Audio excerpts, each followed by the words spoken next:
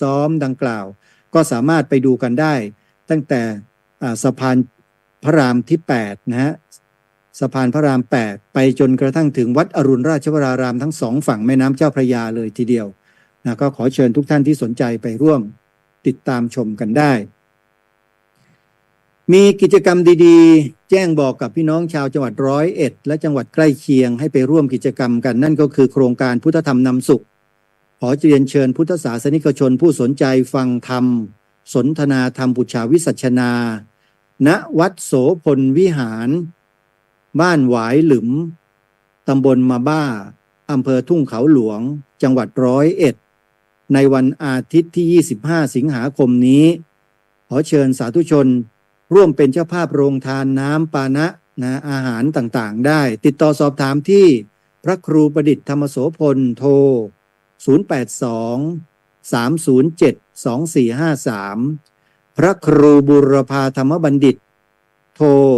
089-861-7486สถานที่ก่อสร้างโรงพยาบาลเขตสายไหมรอศรัทธาสาธุชนร่วมเป็นเจ้าภาพในการจัดสร้างร่วมกับท่านเจ้าคุณพระธรรมวชิระคุณาทานเจ้าอาวาสวัดศรีสุดารามวรวิหารเขตบางกอกน้อยกรุงเทพเป็นประธานจัดสร้างโดยมีคุณโยมนางสาวบุษราคำเพชรคล้ายเป็นเจ้าภาพที่ดินจำนวน25ไร่ใครจะร่วมสร้างบารมีสร้างโรงพยาบาลเขตสายไหมสำนักการแพทย์กรุงเทพมหานครก็ขอเชิญมีส่วนร่วมกันได้ติดต่อสอบถามรายละเอียดเพิ่มเติมที่พระเดชพระคุณท่านเจ้าคุณพระธรรมวชิระคุณาทานหมายเลขโทรศัพท์081-833-3353ได้ทุกวันและในการนี้คุณโยมพ่อนายแพทย์รัศมีวรรณิสรคุณโยมแม่คุณหญิงสมปองวรรณิสรได้รับเป็นเจ้าภาพสร้างโรงพยาบาลนี้แล้วเบื้องต้น1 ล้านบาทขออนุโมทนาบุญกับคุณโยมแม่คุณหญิงสมปองวรรณิสรได้ร่วมมาเป็นลำดับต้นๆแล้วนะใครจะร่วมก็โทรศัพท์ไปตามหมายเลขนี้ได้เลยนะโยมนะในเดือนมกราคมปีหน้าวัดศรีอุดมวงศ์ตำบลศรีสงครามอำเภอวังสะพุงจังหวัดเลยจะจัดงานผูกพัทธสีมาปิดทองฝังลูกนิมิตฉลองอุโบสถในเดือนมกราคมปีหน้าระหว่างวันที่18ถึง28มกราคมพระพุทธศักราช2568ในวัดในงานนี้มีการสร้างลูกนิมิตจำลองไว้ให้ญาติโยมรับจองเป็นเจ้าภาพกันยังเหลืออยู่หลายลูกนะโยมนะใครจะรับเป็นเจ้าภาพติดต่อสอบถามไปที่ท่านอาจารย์พระครูดมวรานุวัฒน์เจ้าอาวาสวัดศรีอุดมวงศ์ได้โดยตรงหมายเลขโทรศัพท์089-840-4968เอาละท่านสาธุชนได้เวลาของตระเวนคนตระเวนธรรมประจำวันจันทร์นี้แล้วพบกับวิทยากรในรายการวันนี้กราบนมัสการต้อนรับท่านอาจารย์พระครูดมวรานุวัฒน์เจ้าคณะตำบลศรีสงครามเจ้าอาวาสวัดศรีอุดมวงศ์ตำบลศรีสงครามอำเภอวังสะพุงจังหวัดเลยพร้อมๆกันกราบนมัสการอาจารย์พระครูครับครับ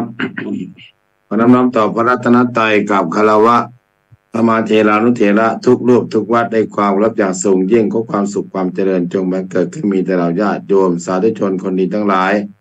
โดยการทุกท่านทุกคนแล้วกาดนี้กราบนมัสการพระอาจารย์ประหลัดโรงเรียนอุปกิจโตครับครับถวายความเคารพอาจารย์พระครูอีกครั้งอาจารย์ครับหายเหนื่อยยังก็เมื่อวานครับเสียงไม่ค่อยมีเพราะว่าเมื่อวานไปวันอาทิตย์ไปทอดเทียนหรือว่าเที่ยววัดทำบุญเฉลิมพระเกียรติทอดเทียน9 วัดนะครับอาจารย์ทอดเทียน9 วัดกับ1 โรงเรียนครับเล่าให้ฟังหน่อยวัดกับ1 โรงเรียนแล้วก็เสร็จก่อนที่จะไปวัดไตรสิกขาก็มีงานในปฏิบัติธรรมเฉลิมพระเกียรติ12 สิงหามหาราชินีวันแม่แห่งชาติ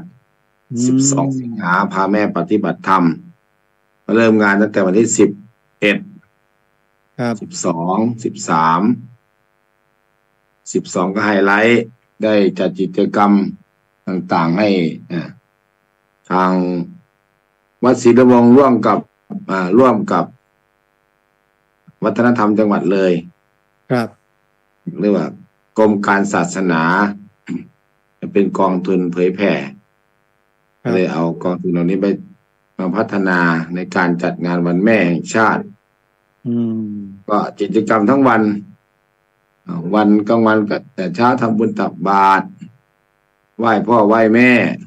ครับตอนบ่ายก็ฟังเทศน์ฟังธรรมประมาณห้ารูปครับพอมาตกตอนเย็นมาก็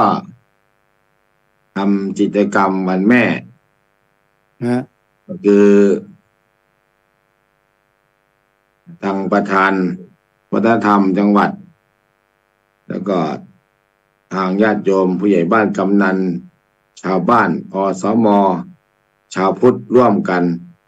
เรียกว่าเจริญพุทธมนต์ครับเสร็จแล้วก็จุดเทียนชัยถวายพระพรสมเด็จพระราชินีอันปีหลวง ก็ทำทุกปีนะครั้งนี้ก็น่าจะเป็นเกือบ30 ปีแล้ว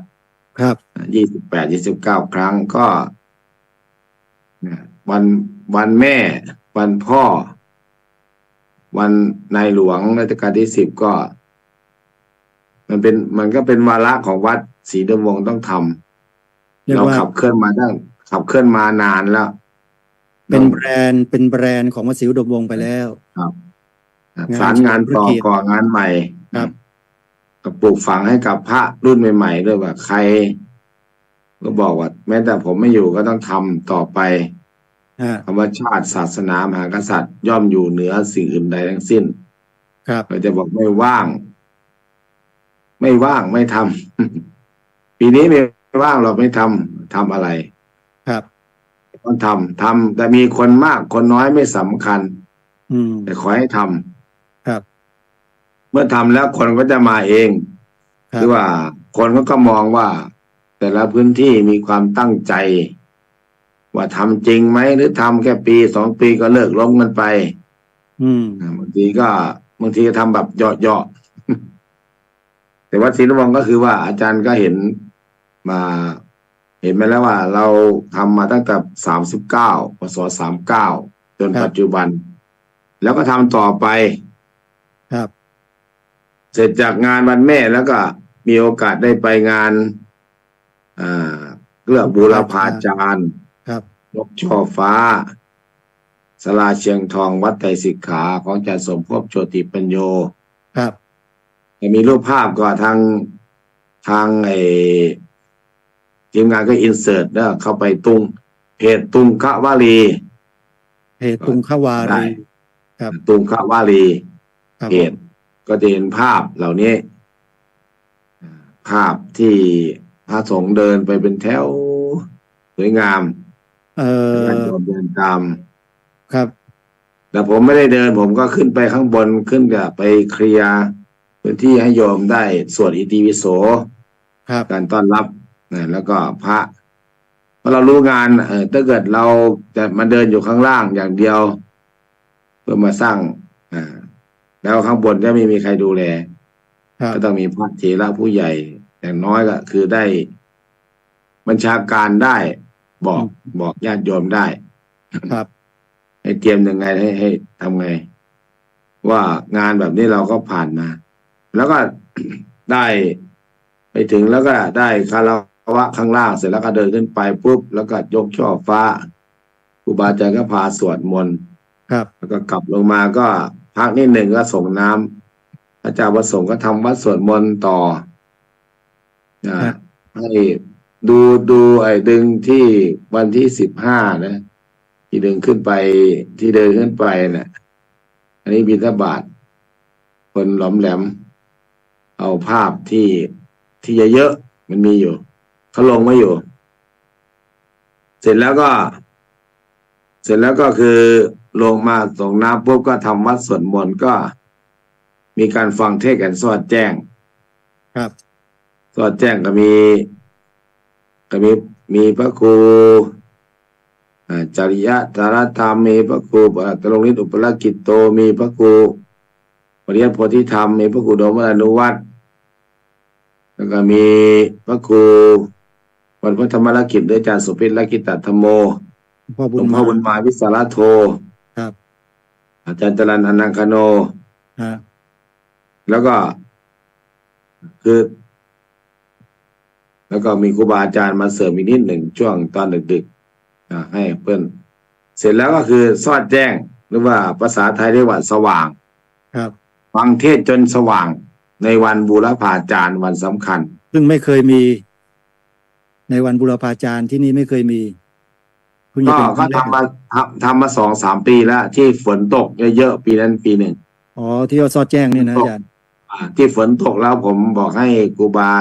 เอก เอาเงินคือว่า ถ้าเราจะทำศาลาเชิงทองเนี่ยอย่างเดียวเนี่ย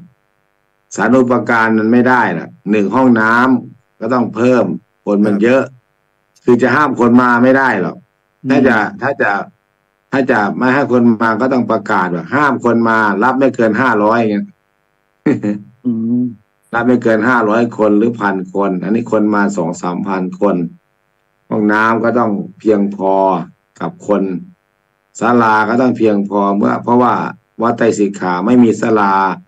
หลัง 1 หลัง 2 ฮะมีหลั มี ง หลัง เดียว เดียว อืม หลังเดียวแล้วช่วงหน้าฝนเนี่ยอย่างวิสาขะก็ดี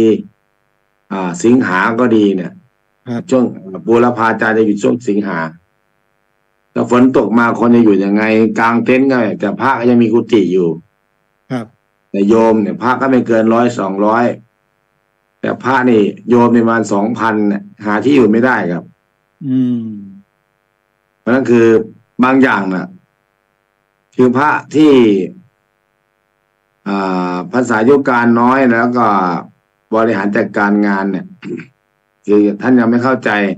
ประสบการณ์อย่างผมก็ดีอาจารย์ไม่ได้เป็นเจ้าวาดแต่อาจารย์ไปได้หลายพื้นที่ที่อาจารย์เห็นมาเนี่ย มันคือสาธารณูปการที่สำคัญเนี่ย ครับผม คือการที่คนจะมาดูงาน6 ด้านของคณะสงฆ์มันต้อง1 ปกครอง ให้คนอยู่ในพระธรรมวินัย ครับ 2 ก็คือศึกษาเรียนรู้หลักธรรมคำสอนอริยสามัญหรือหลักธรรมเนี่ย 3 ก็คือเผยแผ่ ครับ 4 ก็คือสาธารณูปการ 5 ศึกษาสงเคราะห์ศาสนาสงเคราะห์เนี่ย2 อย่างมันต้องมีสงเคราะห์ญาติโยมสาธารณูปการก็คือตั้งแต่ห้องน้ำห้องสุขาที่พักห้องครัวเวลาคนเยอะแล้วห้องน้ำไม่ไหลก็แล้วอากาศร้อนเปลี่ยนแปลงมันก็ทำให้ไม่สัปปายะเรียกว่าคำว่าสัปปายะต้องประกอบองค์ประกอบของสัปปายะ ครับ นั่นคือผมก็พยายามบอกพยายามแนะต่างๆไม่ใช่ไปเฉยๆแล้วก็จะไปแล้วก็ไปเทศแล้วก็กลับคือบอกคือเราเห็นงานอยากให้มันดีขึ้นในฐานะเป็นลูกหา ไม่ใช่ลูกศิษย์โดยตรงเป็นลูกหาแต่เห็นงานแล้วก็อยากให้พัฒนาขึ้นเรื่องของคนที่นั่งฟังในการทำก็ดูภาพแล้วดูสวยงามแต่อื่นๆมันก็ต้ององค์ประกอบไปด้วย อืม อย่าให้มันบกพร่องน้อยที่สุดก็พยายามนั่นเพราะนั้นคือญาติโยมที่เข้ามาเนี่ยเขาตั้งใจมากันหลายจังหวัด ครับ หลายจังหวัดที่อยู่ร้านธรรมที่อาจารย์ขึ้นไปเทศน์แล้วจะเห็น ครับ หลายจังหวัด มาด้วยหัวใจกันทั้งนั้นเลยทุกคนเล ใจ ย 1 ศรัทธาในตัวคือต้องยอมรับว่าศรัทธาในพระอาจารย์ใหญ่ สมภพโชติปัญโย ครับ เราอาจจะแล้วก็ครูบาอาจารย์พามาอย่างพระอาจารย์จรัญอนังคโนเนี่ยรถบัส2-3 คันเนี่ย อืม อาจารย์วัดอารามมงคลนำไปทั้งทีมทั้งวัดยาพญานางด้วยแล้วก็ทางมหาสารคามด้วยครับจะอารามเนี่ยประมาณเกือบ10 คันน่ะ อืม แล้วก็มาจากอุบลบ้าง ครับ ที่ครูบาอาจารย์นำมาพามา วัดป่าบ้านผือ ป่าบ้านผือก็ไปกลับ มันไม่ได้อยู่ฟัง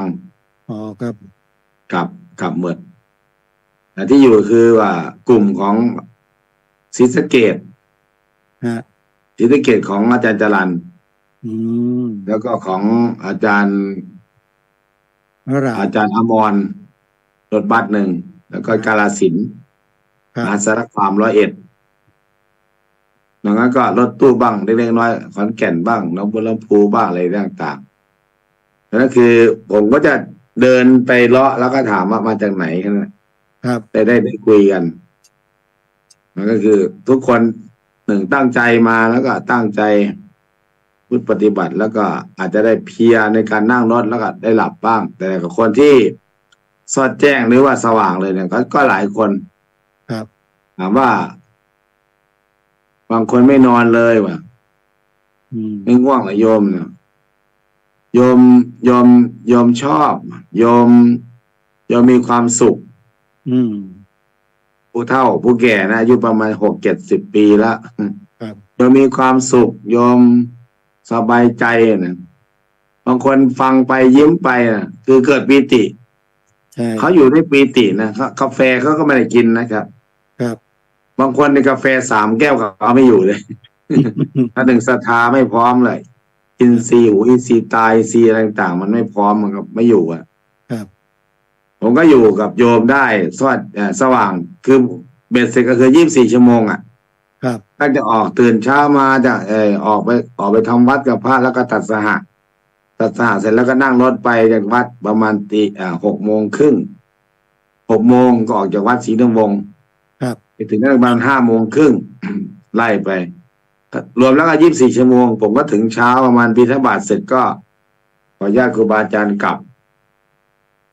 ก็อาศัยบนรถบ้างหลับนั่นก็คือได้แต่ในหน้างานน่ะที่ไม่อยู่ได้เพราะว่าหนึ่งเห็นโยมนั่งแล้วก็โยมที่อายุมากกว่าเรา70 ปี80 ปีก็พอมีเราก็เห็นโยมแล้วมันเกิดพลังเกิดปีติเกิดความสุขแล้วก็สามารถประคับประคองโยมได้จึงได้เป็นพิธีกรบางองค์ก็โอ๊ยผมไม่ไหวอาจารย์ผมร่วงเลย หลายองค์ผมนี่ก็ต้องยอมแล้วเงินผมไม่ไหวเงินคือว่างานแบบนี้คือมันไม่ใช่ว่าใครจะทำได้ใช่ใช่มันต้องแบบผ่านต้องเหมือนกับซึมซับแล้วก็ซึมซับหลายๆอย่างคือเอาโยมมาเป็นสารณะเป็นที่พึ่งว่าทำไมเขาอยู่ได้เพราะอะไรถามโยมโยมเขาอยู่ได้เพราะเขามีศรัทธากำลังเนี่ยสู้พระหนุ่มไม่ได้นะพระหนุ่มเนี่ยที่บอกโหเดินทุดงค์เก่งๆไปกันแล้วล่วงเหมือนครับไม่รอดเพราะว่าหนึ่งอินทรีย์ภาระร่างกายเนี่ยร่างกายแข็งแรงอายุน้อยร่างกายแข็งแรงจิตใจแข็งแรงแต่ศรัทธาไม่มากเนี่ยมันอยู่ไม่ได้นั่นคือคนที่อยู่ได้เพราะต้องมีศรัทธาเนี่ยอย่างน้อยศรัทธาในพระพุทธเจ้าประการหนึ่งศรัทธาในองค์พระอาจารย์สมภพแล้วก็ศรัทธาในหมู่สงฆ์ที่แสดงธรรมบรรยายธรรมเราจิตแล้วก็อาศัยวงล้อมคือหมู่คณะที่เป็นกัลยาณมิตรหรือว่ากัลยาณธรรมสิ่งแวดล้อมนี่คือกัลยาณมิตรเป็นยอดแห่งธรรมเนี่ยพระพุทธเจ้าตรัสไว้ครับซ้ายขวาเนี่ยที่อยู่ด้านหลังเนี่ยเขาก็ดูเราก็ดูโยมมันเป็นกัลยาณมิตรหรือว่าภาษาบ้านเป็นเพื่อนกันแต่ภาษาเฟซบุ๊กก็ยังเขาเรียกยังเรียกกับเพื่อนเนาะครับเสร็จแล้วคือบิณฑบาตตอนเช้าเอาโยมใครถามโยมมาใครสอดแจ้งมาโยมที่ฉันเมื่อวานอดข้าวไม่กินข้าวบูชาพระอาจารย์เมื่อคืนอดนอนบูชาพระอาจารย์ป๊าดโยมครับก็ความคิดอย่างนี้ก็มีเดี๋ยวหนึ่งเมื่อวานไม่ได้กินข้าวเลยแบบทำไมล่ะโยมบูชาพระอาจารย์ใหญ่วันบุรพาจารย์แล้วไม่คืนล่ะอดนอนบูชาพระอาจารย์เขามีศรัทธาในพระอาจารย์เนี่ยบางคนศรัทธายอมตายแทนได้อาจารย์ตายแล้วอาจารย์ดีขึ้นเอาความคิดอย่างนั้นมันมีนะอาจารย์มีก็เลยว่าเราได้สัมภาษณ์แล้วหลายๆอย่างทำให้เราได้มาทบทวนว่าไม่ได้โกนน้อมเข้ามาใส่ตัวทำไมเวลาทำหน้าที่ในการเป็นวิธีกรก็ดีทำเป็นกิจกรรมที่ว่าเทศสวัสดแจ้งหรือสว่างเนี่ยมันอยู่ได้เพราะอะไรมันได้ มีคุณธรรม ผู้ชมผู้ฟังอาจจะสงสัยว่าทำไมถึงศรัทธากันถึงขนาดสละได้ขนาดนั้นกับพระอาจารย์องค์นี้ มีอะไรดี ก็มีอย่างพระเวียดนามนึกอะไรอะที่เผาตัวเองอะเพื่อบูชาพระเจ้าไงยังมีเลย เพื่อให้สันติภาพเกิดขึ้นในหมู่สงฆ์ของเวียดนามนะ อืม บางคนก็โดนจับไปขังตัวเองอดข้าวอดน้ำแต่บางองค์ก็เผาตัวเองเพื่อก่อนเผาก็เขียนจดหมายไว้ก่อน ครับ เพื่ออะไรนั่นคือ แต่อย่างเราเนี่ยพระพุทธเจ้าไม่สรรเสริญหรอก ฮะ แต่เมื่อบางทีบางคนก็อินทรีย์บารมีความเรียกว่า การสะสมบารมีมันไม่เท่ากัน เหมือนคนรวยกับคนจนอาจารย์เห็นในสังคมอ่ะ ครับ คนรวยกับคนจนเนี่ยไม่เท่ากัน แต่เมื่อเขามีโอกาสศรัทธาในครูบาอาจารย์เขาก็ทำเต็มที่คือเอาครูบาอาจารย์มาเป็นสรณะเป็นที่พึ่งเป็นอะไรต่างๆแต่เขาก็พัฒนาตัวเองในการประพฤติปฏิบัติ แต่เขาเอาศรัทธาแล้วก็เขาก็อย่างศรัทธาถูกคนอย่างเขาก็ต้องศึกษาตามพระอาจารย์หนึ่งอ่านพระไตรปิฎกพระอาจารย์บางคนที่คิดผิดแบบอาจารย์สมภพยังไม่เรียนหนังสือยังไม่เรียนนักธรรมตรีเลยคุณคิดผิดคุณไม่สอบนักธรรมตรีโทเอกคุณเวลาทุกวันเนี่ยเขาต้องใครเป็นเจ้าวาดต้องมีนักธรรมเอกแล้วก็ปวสปริญญาตรีเรียกว่าปริญญาธรรม3 ประโยคเนี่ยคือมันจะได้การันตีกว่าถ้าคุณไม่เรียนน่ะเพราะว่าสังคมมันต้องเป็นอย่างนี้สมัยก่อนจริงอยู่ไม่ต้องเป็นก็สามารถเขาเอาว่าความสามารถ ครับ แต่ทุกวันเนี้ยความสามารถไม่